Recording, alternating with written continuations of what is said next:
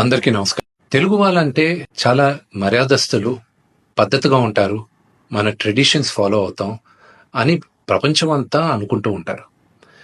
కానీ ఈ మధ్యకాలం కొంతమంది తెలుగు వాళ్ళు ఈ యూట్యూబ్లోను, ఇన్స్టాగ్రామ్లోను, ట్విట్టర్లో అసభ్యకరంగా బిహేవ్ చేయడం వల్ల మొత్తం తెలుగు వాళ్ళు ఎందుకు ఇలా బిహేవ్ చేస్తున్నారు అన్న క్వశ్చన్ మార్క్ ఏర్పడుతుంది.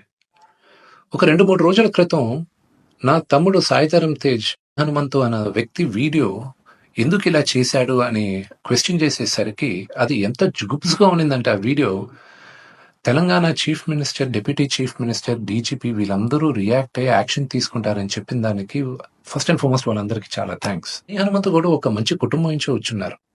ఆయన ఎందుకు ఇలాగా బిహేవ్ చేశారో అర్థం కావట్లేదు. ఆయన ఫ్రెండ్స్ దాంట్లో ఆనందం ఏముంది?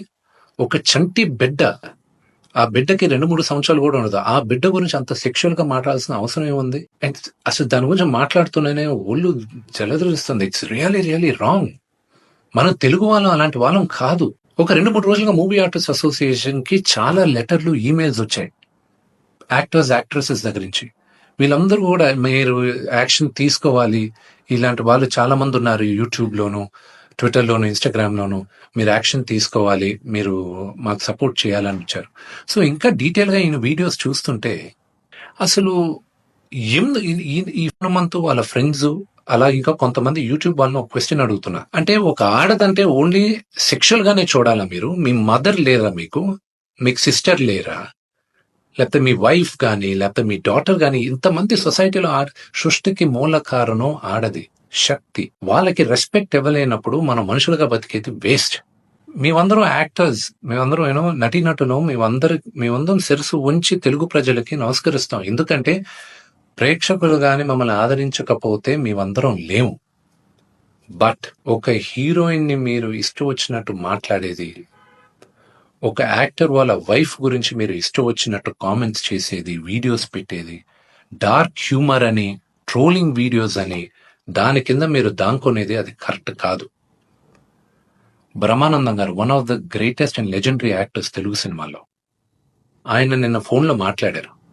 ఆయన చెప్పడం, అరే విష్ణు, నా ఫొటోస్ చాలా మేమ్స్ లో వాడతారు, నేను ఎంజాయ్ చేస్తూ ఉంటాను, ఏదో సరదాగా చాలా విషయాల్లో వాడతారు, అది బానే ఉంటదరా, కానీ ఇలాంటి జుగుప్సకరే వీడియోస్ లో కూడా నా ఫోటోలు వాడుతున్నారు, ఇది ఎక్కడో దగ్గర ఫుల్ స్టాప్ పెట్టాలి, అది మన తెలుగు వాళ్ళం ఇలా కాదురా, మన పద్ధతి ఇలా కాదు, మీరందరూ మీ జనరేషన్ మీరు చూసుకోవాలి అని ఆయన కూడా చాలా బాధపడారు.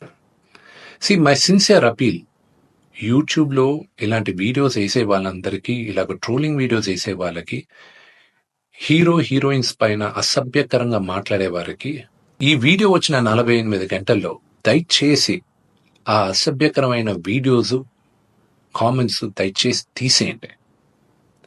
మీరు కానీ తీయకపోతే 48 అవర్స్ తర్వాత మేము ఆ వీడియోస్ అన్ని ఒకసారి మళ్ళా యూట్యూబ్తో రిక్వెస్ట్ చేసి వాళ్ళతో కూర్చొని మొత్తం రివ్యూ చేస్తాం.